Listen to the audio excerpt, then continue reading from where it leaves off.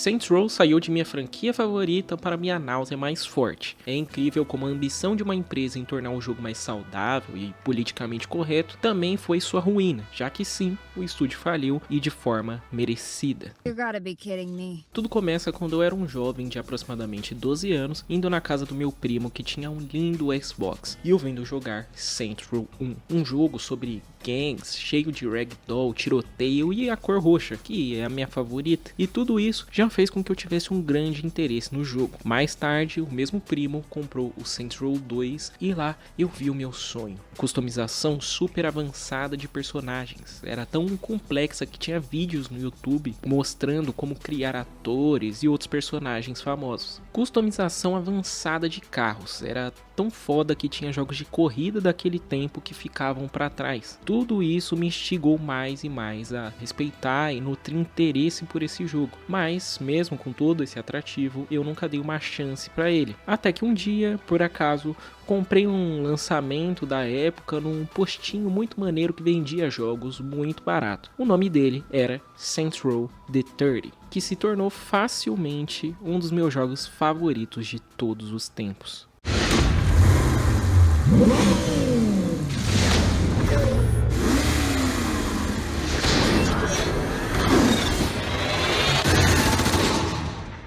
Eu sei que muita gente acha que aqui começou um declínio para a saga Saints Row, e de fato, existe uma verdade nisso. Mas aqui foi onde o jogo se doou a algo que ele já fazia faz tempo, só que com mais intensidade: o humor e o nonsense. Esse jogo era meu grande amor, tinha customizações de armas, carros, roupas, personagens, você podia ter veículos de todos os tipos, inclusive motos voadoras que na época não tinha nenhum jogo com. Além do mais, o enredo era engraçado e tinha personagens icônicos que fazíamos piadas no recreio da escola, como os Imos, que tinha como característica principal falar com autotune 100% do tempo. Sim, quando você é jovem, qualquer merda serve pra dar risada. Todo esse escopo se passando somente na cidade era algo ok, mas o jogo ele não se prendia somente ao exterior. Também nos rendia interiores geniais, como fases com temática de Tron e retrofuturismo, quick time events com cenas de ação bacanas e até mesmo minigames como o Gank Show, que é um programa de TV que você deve fazer pontuações e matar gente, e é bem escatológico e bizarro. Tudo isso no ano de 2011 era maravilhoso e lindo, e claro que eu fiquei muito ansioso para uma continuação.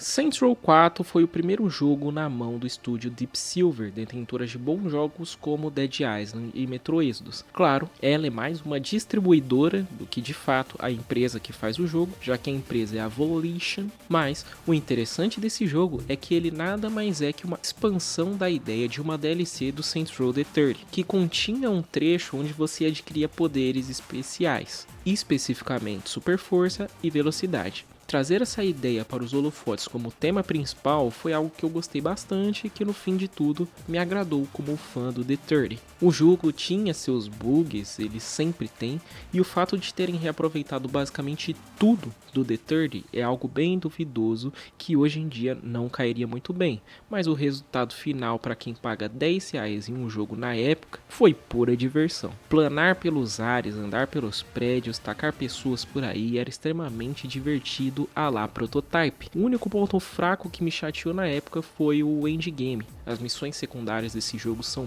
bem maçantes e chatas, diferente do The 30 que eu tinha feito 100% com gosto e me diverti muito. De qualquer forma, Saints Row 4 era divertido. Porra, tinha uma dubstep gun. Era algo que um jovem de 16 anos com toda certeza gostaria de ver em um jogo, e eu vi e aproveitei cada segundo. I'm still standing. Aquelas pessoas dançando ao som dos meus tiros era de extremo prazer. Só que aí eu fiquei esperando uma real sequência. O Gates of Hell não conta. E quando você fica aguardando a sua franquia favorita, você fica ansioso. E quando o dia finalmente chegou dessa sequência sair... You starting shit?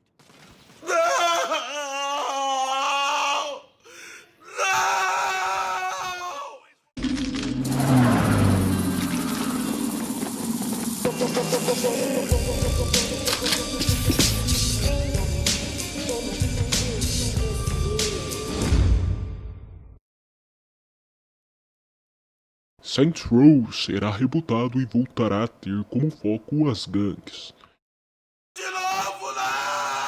Só aí já veio uma leve decepção. Eu não sou o público-alvo do primeiro e do segundo jogo, mas é algo que eu ainda poderia lidar. Muita gente ficou animada com o retorno às origens da série e tinha tudo para dar bom, se esse reboot fosse pelos motivos corretos. Esse jogo não veio com o propósito de tornar a série mais madura e concisa, mas sim politizar o jogo. O que era para ser um jogo sobre gangues e lealdade, no final acabou sendo um jogo bobo. Sim, essa é a palavra. O conceito, o mundo e os personagens do reboot são simplesmente bobos. Fica um gosto cringe na boca quando você joga isso, pois parece que não existe público-alvo para isso.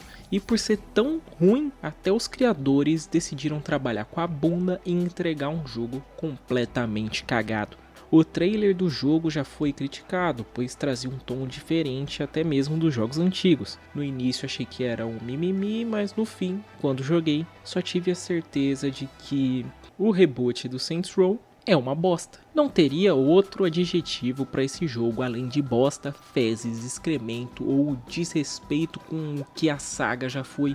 Tudo nele é inferior à época e principalmente aos seus antecessores. A customização de roupas, suas piadas, missões secundárias, armas, enfim, é tudo horrível. Mas vamos por partes. E vamos começar pela história. A história é algo bizarro, pois além dela ser horrível como história de origem, ela acaba quando parece que o jogo vai começar. E, alerta de spoiler, esse jogo é muito curto. A história já começa no final e de longe esse é um dos artifícios que eu mais odeio em roteiros. A história começa com você sendo pego em uma festa, supostamente morto e enterrado. Então a história dá um salto para o passado e mostra você como boss, um falido junto de seus amigos que decide trabalhar como mercenário na Marshall, uma empresa de segurança e tecnologia da cidade de Santo Ilhécio. Você se sai bem no começo, recebe um destaque pela ousadia, o que te garante uma missão importante: proteger um livrinho em uma festa, um item raro e importante historicamente, sei lá porquê. Mas nessa mesma festa, gangues decidem se vingar desse roubo do livro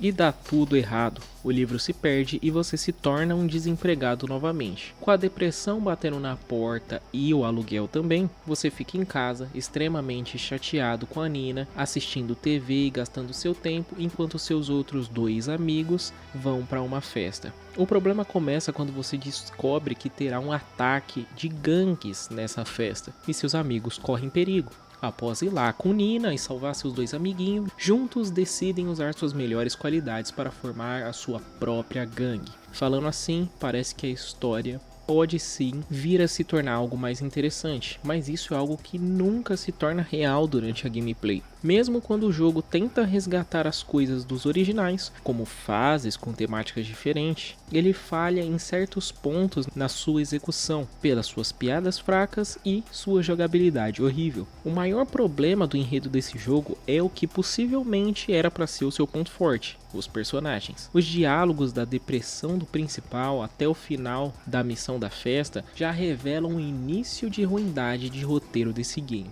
Yeah. Says he's planning on attacking the Idols party. Man, I'd hate to be the Idols right now. Everyone at that party's probably gonna get killed. Sucks to be Kevin Eli. Yeah. Oh We shit. gotta go. Os personagens são nojentos de melosos. É como se Saints Row tivesse se tornado Friends. É desnecessário e artificial. Eles não conseguem ressaltar a irmandade, mas sim criar algo que parece ter saído de uma utopia de carente. A ideia era demonstrar amigos que são como família, mas no final só fica parecendo um roteiro de filme adolescente extremamente artificial, onde os amigos chupam as bolas um dos outros até nos piores momentos. Você falha no seu emprego constantemente, mata os membros da gangue dos seus amigos e nesse processo todo não recebe nenhuma crítica ou até mesmo a relação fica à prova de maneira duradoura. Os piores atos do seu personagem são tratados como um probleminha ou um detalhezinho da sua personalidade. E convenhamos que no mundo real isso não existe. Essa caricatura e passividade um com os outros torna tudo cringe. Basicamente, Saints Row virou uma novela e, pior de tudo, das ruins. Oh, I love you, but I'm allergic.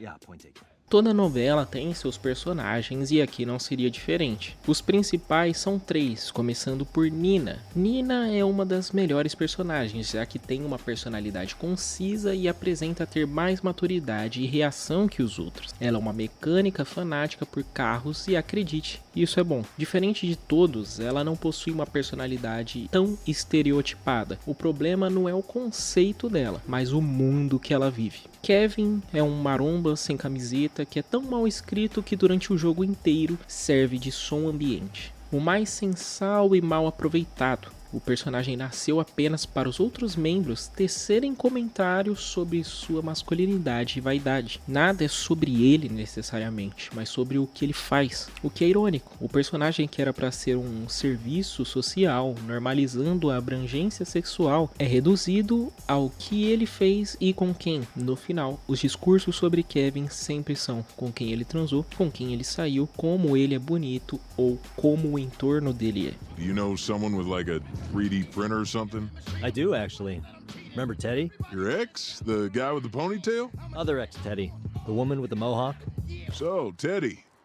She was cool. She still is. I was thinking maybe next time we do a karaoke night, I'll invite her.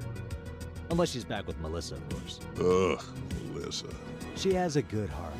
Eli é o personagem que eu mais odeio. É um bebê que a todo instante você tem que ir ao resgate. Era para ser o cérebro do grupo, mas acaba ganhando pouco destaque pela sua personalidade ser chata, gostando de músicas chatas, comentários chatos, um pouco birrento e sempre contrário às ideias dos seus amigos. E é muito estranho, pois você não cria uma simpatia por ele e o mais difícil nesse jogo é você saber o motivo do seu personagem gostar de todos os outros personagens. Além de ter que ouvir os personagens, precisamos participar do mundo de Saints Row, com sua jogabilidade datada e sem sentido. Para resumir, eu poderia começar falando sobre o que esse jogo faz de bom em sua gameplay, já que não consegui descobrir nada que ele faça melhor necessariamente que seus antecessores. É sério, se pararmos para pensar em tudo que Saints Row já foi e ver para onde esse veio, vemos um claro downgrade, ou pelo menos nenhuma evolução. Enfim, vamos por partes. O combate em sua essência se mantém o mesmo, com a adição de uma execução que você pode realizar para recuperar a vida, que tem diversas animações. Então, agora, em vez de dropar células de vida, você executa essa animação. É algo que seria interessante se fizesse algum sentido. O fato de você ter que se expor para recuperar a sua vida é algo que não funciona na prática, já que quando você está sem vida, você quer mesmo é se esconder, não correr em direção ao seu inimigo. Principalmente porque alguns inimigos aqui no Saints Row têm como foco o ataque corpo a corpo. Também tem a adição de um botão de ação que mira e atira automaticamente em pontos de interesse como barris explosivos. A questão que fica é: por que automatizar essa bosta? Qual o sentido e o que isso enriquece na gameplay? Parece uma decisão idiota do tipo, para não falar que não inovamos nada, coloca qualquer bosta. Uma das graças de jogar certos jogos é você mirar e atirar no barril sem que apareça um cursor em cima dele e facilite seu processo. As skills ainda são algo presente na série, mas diferente do terceiro, aqui você tem duas formas de upar suas habilidades. A primeira forma é subindo de nível. Subir de nível te dá uma habilidade nova ativa, como arremessar uma pessoa e logo em seguida ela explodir. Pode equipar até 4 habilidades que têm funções diferentes. A segunda forma são habilidades passivas, você tem que pagar para desbloquear slots e nesses slots colocar habilidades passivas que no geral você vai terminar o jogo sem nem metade delas. O sistema foi aprimorado, mas a falta de dificuldade torna essas habilidades meio inúteis. Passando para a parte automobilística, sabemos que a dirigibilidade dos carros de Saints Row nunca foram lá grande coisa. São precisos, mas não são muito empolgantes. Aqui, como pode ver, o fundo é a mesma coisa, só que com algumas melhorias na física. Uma adição interessante foi o fato de que você pode subir no teto dos carros para atirar nas pessoas. Isso no modo Coop é interessante, no single player é inútil. Além disso, agora tem a opção de jogar o carro em cima de outros inimigos, gerando uma batalha enquanto dirige. A teoria é boa, mas a execução é meio sem sal. De qualquer forma, nessa parte podemos dizer que teve sim uma evolução. A jogabilidade, como pode notar, não faz jus a um jogo que saiu há mais de 8 anos depois. Mas isso é algo que conseguimos relevar, já que se temos inimigos desafiadores, o básico já funciona. E é claro que nisso eles acertaram. Mas é óbvio que não. A IA desse jogo é tenebrosa.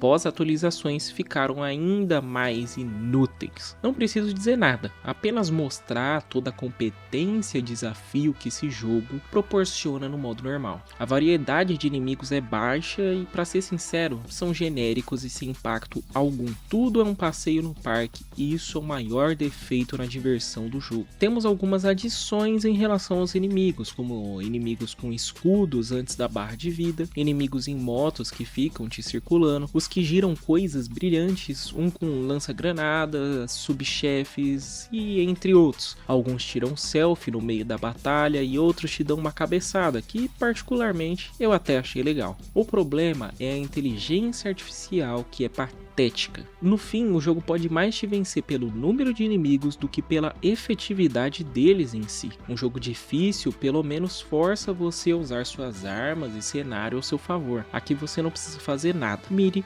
atire e siga em frente. E a frase mire, atire e siga em frente pode descrever esse jogo muito bem. Algumas missões de fato têm sequências interessantes, igual aos anteriores. A missão de seguir o comboio é bem legalzinha, a de proteger o livro é ok. O problema dessas missões é que elas não evoluem nada em relação aos seus antecessores. Antes tínhamos a sequência genial de Saints Row the Third, que se passava em um avião, que chegava ao ponto de você trocar tiro no ar. No 4 a gente desarma um foguete e é presidente. Aqui a primeira missão é genérica, tipo um Call of Duty. Sem graça, sem qualquer desafio ou sequer impacto. As missões secundárias são bem chatas. É impressionante como eles pioraram nesse sentido. Antes tínhamos o Gank Show, com personalidade, mas confesso que bem simples. Agora temos um evento em uma ilha que simula um Battle Royale, só que bem fácil e repetitivo. À primeira vista eu realmente achei super interessante, mas aos poucos você percebe que é bem maçante. Mesmo assim, o escopo dessas missões secundárias demonstra que a ideia era bem boa. Poderia ser um diferencial na hora de comprar o jogo ou não, mas o fato de ser chegar em um lugar e acabar com uma horda de inimigo tornou tudo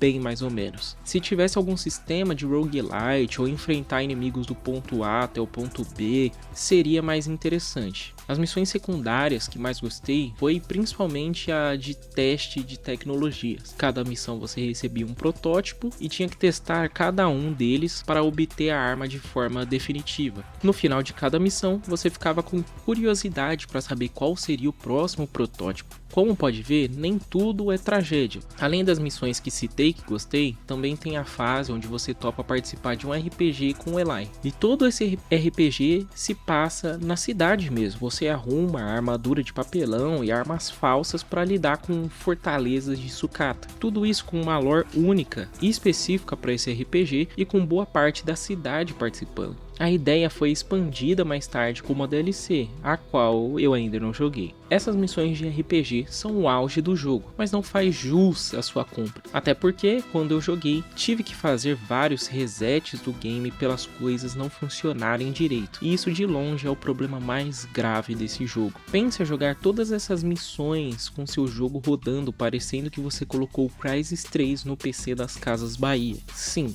é exatamente nesse nível.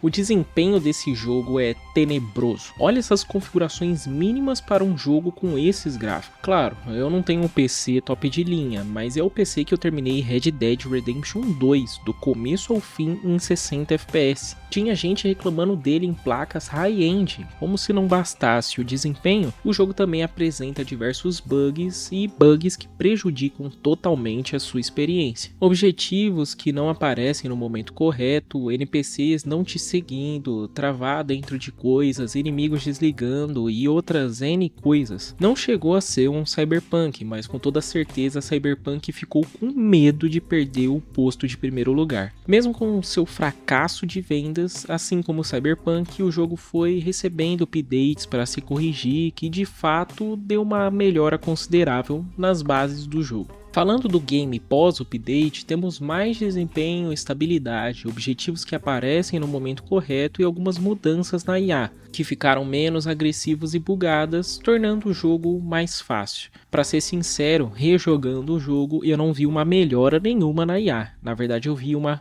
piora. Além das correções, também tivemos a adição de uma nova ilha, que é uma DLC. Trouxe uma cidade visualmente bonita e mais eventos com a Wingsuit, que até então estava inutilizada e você mal usava no jogo. Ainda acho loucura fazer uma DLC para algo que nasceu morto. Você quer expandir a dor da sua hemorroida, o sofrimento na sua vida? Isso não faz sentido. Os caras tentaram se salvar com updates e conteúdos adicionais, mas a essa altura do campeonato era impossível. Nesse caso, vamos falar da melhor parte de Saints Row, que para mim é onde o jogo brilha, que é exatamente onde ele poderia ter se salvado caso tivesse tido um foco melhor na sua customização e trilha sonora.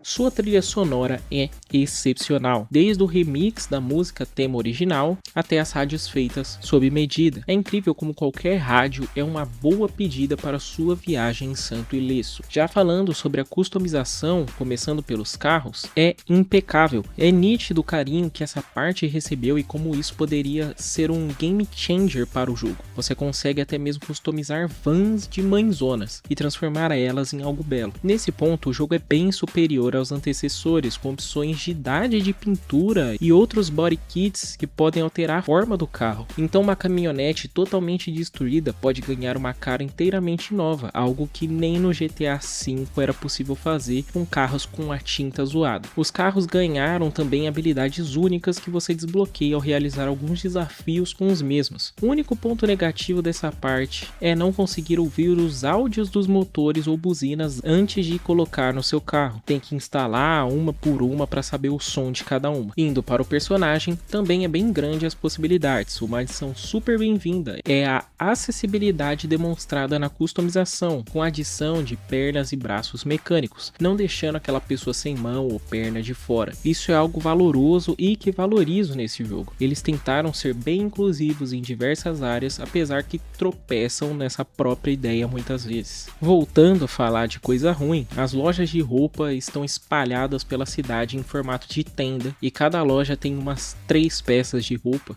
Eles espalharam os estilos pela cidade inteira e é simplesmente a decisão mais idiota que eu vi nos últimos anos. Você tem que fazer uma odisseia para achar uma roupa que goste e isso não faz sentido nenhum. Agora é possível também fazer customização na sua casa, mas ela é bem limitada. O fato de ter que tirar fotos para adicionar itens em locais específicos é uma decisão péssima. Sobretudo, como tinha dito, a customização é algo grandioso em certas partes, que poderia ter tido mais holofote. No fim, se eles tivessem feito um jogo de corrida, com toda certeza não teriam falido. O maior erro foi investir em coisas que no fim você não utiliza em momento nenhum. Se a ideia do jogo fosse construir um império, em vez de contar uma história, teria dado muito mais certo. Se o foco são as gangues novamente, por que não permitir o jogador construir e customizar mais a sua? Decidir como será a sua base, os carros, os tipos de negócio a se investir, lidar com as facções rivais de uma maneira mais direta. Tudo isso poderia ser a salvação desse jogo e da ideia nova de Saints Row.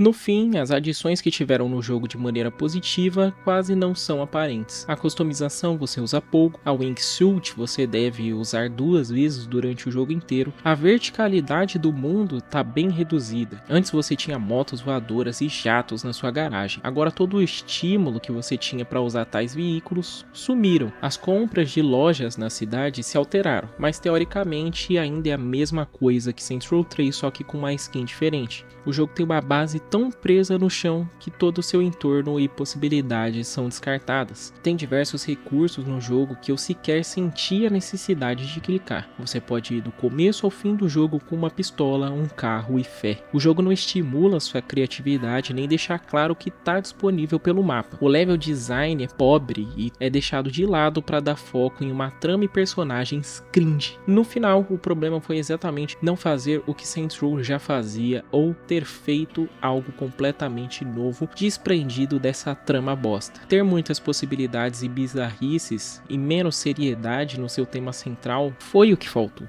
Essa coisa de irmandade acabou fazendo com que a equipe focasse em algo que não tem graça ou sentido para se sustentar, esquecendo o gameplay e suas possibilidades, que é o real atrativo de todos os Saints Row.